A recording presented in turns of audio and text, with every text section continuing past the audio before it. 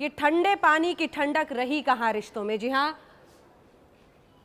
आप और हम घर में तसल्ली से पानी पी सकते हैं ठंडी, लेकिन फिलहाल भारत और पाकिस्तान के रिश्तों में जबरदस्त उबाल है।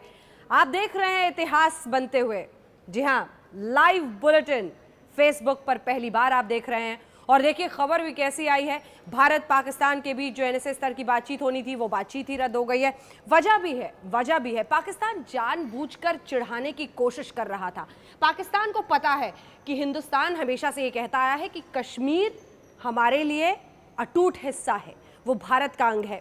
अच्छा, कश्मीर में कौन कौन से वो नेता हैं जो परेशानी पैदा करते हैं? चुनी हुई जो सरकारें हैं वो भारत सरकार के साथ रहती हैं। तो अगर दिक्कत परेशानी कुछ ना कुछ इधर उधर का करना है तो तरीका सिर्फ एक है, वहां के अलगाववादी नेताओं को सिर पर बिठाना। और ऐसे ही पलकों पर बिठा रखा है पाकिस्तान ने कश्मीर के अलगाववादी नेताओं को। तो हुर्रियत को आमंत्रण भेज दिया। ठीक उसी दिन बातचीत होनी है भारत पाक के साथ। आतंकवाद, न जाने किस तरह से आतंकवाद की मार झेल रहे हैं दोनों देश, ऐसे गंभीर मुद्दों पर बातचीत होनी है। और ठीक उसी दिन बुला लेते हैं हुर्रियत के नेताओं को, जानबूझकर हिंदुस्तान को परेशान। और शायद बातचीत को लेकर ईमानदार है ही नहीं पाकिस्तान। ये इसलिए भी ज़रूरी है समझना क्योंकि पाकिस्तान जानता है कि बातचीत को लेकर हिंदुस्तान इस बार बेहद गंभीर है।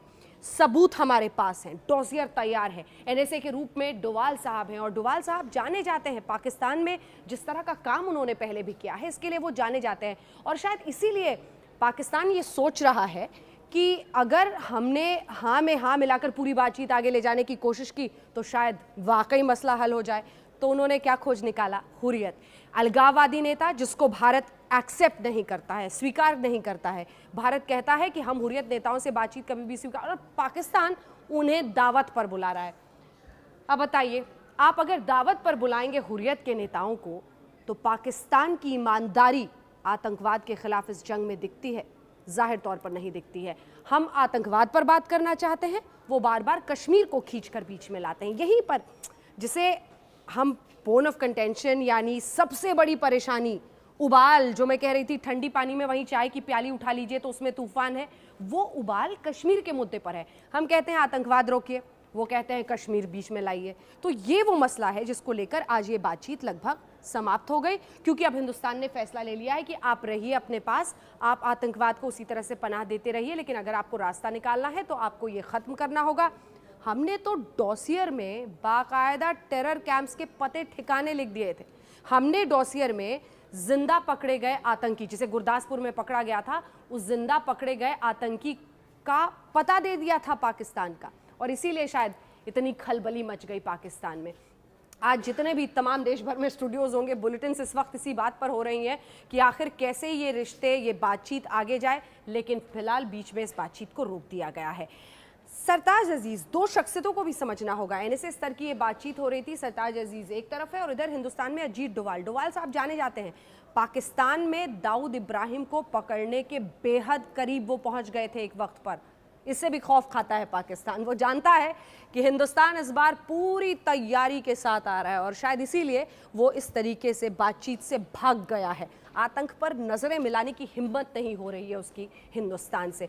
तो ये तो आज की सबसे बड़ी खबर थी और इसीलिए लंबी चर्चा हमने इस खबर पर कर ली, क्योंकि भारत पाकिस्तान के रिश्तों को लेकर जो कदम उठा, हालांकि कांग्रेस वार करती रही है, कहती है 56 इंच का सीना होना है और 56 इंच के सीने में वो ये कहती है कि प्रधानमंत्री नरेंद्र मोदी आखिर इस बातचीत को लेकर आगे कहाँ पर बढ़ रहे हैं। लेकिन और भी ऐसी बहुत दिलचस्प खबरें आज आई हैं जिनको मैं ज़रूर आपको दिखाना चाहूँगी, और इसीलिए आइए इधर का आपको रुख करते हैं और कुछ वीडियोज़ दिखाते हैं, ऐसी वीडियोज़ जो वायरल हो गए। और उसकी वजह भी है।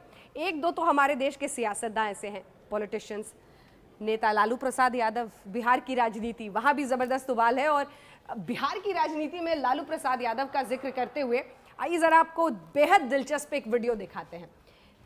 फॉर्म में जब होते हैं लालू प्रसाद यादव तो उनको रोकना बहुत मुश्किल होता है, और उसी फॉर्म का हिस्सा ये इस वीडियो में आप सुनिएगा लालू प्रसाद यादव क्या कह रहे हैं। एक नेता के रूप में कहा जाता है कि भाषा के गिरने की आजकल कोई सीमा नहीं रहती है, लेकिन लालू प्रसाद यादव जब गोते लगाने पर आमादा हो जाए तो उनको रोकना बहुत मुश्किल है। और इसीलिए ये देखिए क्या बोला उन्होंने। अरे एक सेकंड पहले आपको बताता हूँ तो हुआ क्या। अमित शाह बीते दिन गए थे पटना, वहाँ के स्टेट गेस्ट हाउस में वो लिफ्ट से जा रहे थे। उनके साथ लगभग 4 या 5 अन्य नेता थे। सारे लिफ्ट में थे और लिफ्ट अचानक अटक गई। 40 मिनट तक बीजेपी अध्यक्ष अमित शाह लिफ्ट में फंसे रहे। ऐसी नौबत आ गई एक वक्त पर जब अंदर हवा नहीं आ रही थी। उस वक्त ये किया गया, चम्मचों से कार से जैक लाकर किसी तरह से थोड़ी सी हवा के लिए जगह बनाई गई ताकि लोग सांस तो अंदर ले सके। तो उसके बाद तो कहानी और फसाना आप समझ सकते हैं कि बीजेपी के अध्यक्ष अमित शाह लिफ्ट में फंस गए थे। उनको 40 मिनट वहां रहना पड़ा। जबरदस्त सियासत में उसकी वजह से चर्चाएं शुरू हो गई। हर कोई पान दुकान पर आज दिन भर यही चर्चा करता रहा बिहार में। उसके बाद चूंकि ये परेशानी हो गई थी तो पॉलिटिकल रिएक्शन लेने के लिए हर रिपोर्टर पहुंचने लगा नेताओं के पास। देखिए लालू प्रसाद यादव ने तब अमित शाह पर क्या कमेंट कर दिया है, ये एक बार शुरू से दिखाते हैं आपको, शुरू से दिखाते हैं। ये अगर आप ठीक करते हैं इसको, ये दूसरा वीडियो आ गया है। हाँ जी, ये बड़े स्क्रीन पे इतना मोटा आदमी को लिफ्ट में घुसना ही नहीं चाहिए। बिहार का लिफ्ट छोटा छोटा है। अमित शाह बोल रहे हैं बड़का भारी मार्गदर्शक। मोटा आदमी कहा लालू प्रसाद यादव ने। राजनीति दरअसल आजकल गिरने की सीमा को भूल चुकी है। भाषा, अंदाज, कुछ भी कोई भी किसी के बारे में बोल रहा था, और जब लालू प्रसाद यादव का स्टाइल हो तब तो आप समझ ही सकते हैं। एक और इंटरेस्टिंग वीडियो आपको दिखाना चाहती हूँ आज जो वायरल हुआ है। ये वीडियो ये देखिए, ये है बहुत दिलचस्प वीडियो।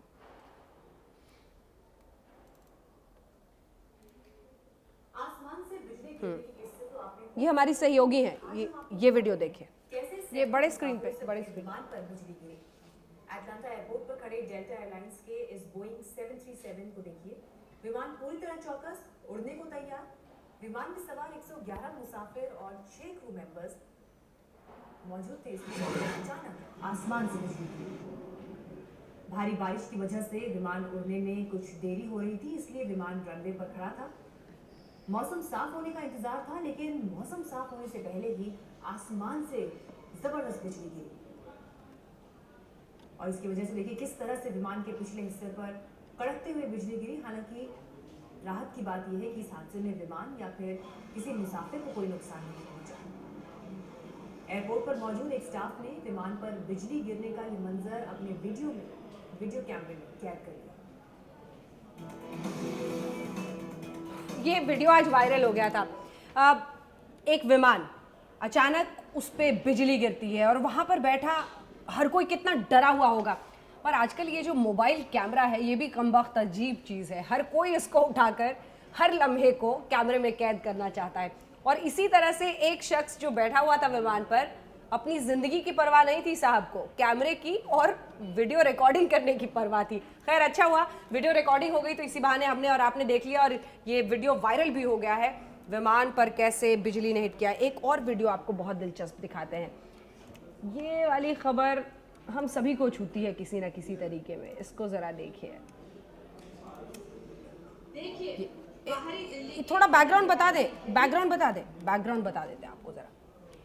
न जाने कितनी लूटपाट की केसेस, कितनी घटनाएं अलग अलग हुई हैं महिलाओं के साथ छेड़छाड़ से लेकर बलात्कार की, लेकिन दिल्ली पुलिस के 10 जवान, और ये 10 ऐसे वैसे जवान नहीं, 10 बहुत ही सशक्त जवान चुने गए, हैंड पिक्ड जिसे अंग्रेजी में कहते हैं, और इनको एक स्पेशल असाइनमेंट दी गई है। स्पेशल असाइनमेंट ये है कि एक शख्स के 9 भैंसें चोरी हो गई हैं। 9 भैंसों को वो खोज रहे हैं। अब कर क्या रहे हैं वो इसके लिए? बाकायदा अपने कैमरे से जहां भी उन्हें भैंस की झुंड दिखाई देती है वो फोटो खींचते हैं। पहले फोटो खींचने के बाद व्हाट्सएप पे भेजते हैं कि पहचानो इस झुंड में से आपकी भैंस कौन सी है। तो 10 पुलिस वालों की टीम लगी है 9 भैंसों के पीछे। अब जरा देखते हैं क्या है ये कहानी। जहां से 9 भैंसों की चोरी हुई, या यूं कहें कि जबरन यहां से बदमाश भैंसों को लूट कर ले गए। मामला सिर्फ भैंसों का नहीं बल्कि 15 लाख रुपए का है। 15 मई को 8 भैंस एक बच्चे। तो काफी नुकसान हो गया। हाँ जी, और मेरे पास तो जी वही 4 साल की जुड़ी पूंजी थी। अब आपको बताते हैं कि 15 लाख की भैंसों की चोरी की ये घटना अपने आप में कितनी हैरान करने वाली है। तबेले के मालिक के मुताबिक 14-15 मई की रात करीब 2:30 से 3 बजे के बीच उसके तबेले में 10-12 लोग डंडे लेकर जबरन घुस आए। उन्होंने नौकर के हाथ पैर बांधकर पूरी तरह पीटा और एक कोने में डाल दिया। इसके बाद सभी बदमाशों ने भैंसों को इंजेक्शन लगाकर उन्हें नशे में कर दिया ताकि वो घबराकर इधर उधर ना भागे।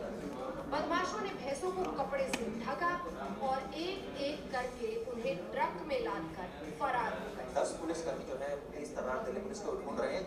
आउटर डिस्ट्रिक्ट में स्पेशल स्टाफ लगाया है, खुद अमन विहार थाने की पुलिस लगी, लेकिन अभी तक भैंसों को कुछ भी नहीं पता चल पाया। लेकिन 15 लाख की भैंसों की चोरी की घटना पुलिस कमिश्नर PS बस्सी तक पहुंच गई। इसके बाद दिल्ली पुलिस के हेडक्वार्टर से एक ऐसा आदेश जारी हुआ जिसके बाद 9 भैंसों की तलाश में पुलिस के पसीने छूटने लगे।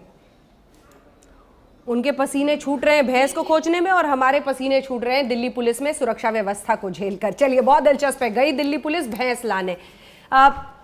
उम्मीद यही होगी कि आने वाले वक्त में आम आदमी की सुरक्षा को भी लेकर वो उतने ही तैनात रहें। तो आज आप इतिहास का हिस्सा बने हैं। अगर आपने फेसबुक पर लाइव स्ट्रीमिंग होते हुए इस बुलेटिन को देखा है, 4-5 बड़ी खबरें, कोशिश ये होगी कि आपके फीडबैक को भी नज़र में हम रखें और हर रोज़ की बड़ी खबरों को अलग अंदाज में आप तक पहुँचाएँ। जी हाँ, भारत पाकिस्तान के रिश्ते अब और भी खटास की तरफ, क्योंकि बातचीत ऐसे स्तर की रोक दी गई है और 3-4 दिलचस्प वीडियोस ऐसे ही तमाम बड़ी खबरों के साथ रोज़ होंगे आपके सामने फेसबुक के इस लाइव स्ट्रीमिंग बुलेटिन के जरिए। आप ज़रूर रहिएगा हमारे साथ और देखते रहिए आज तक।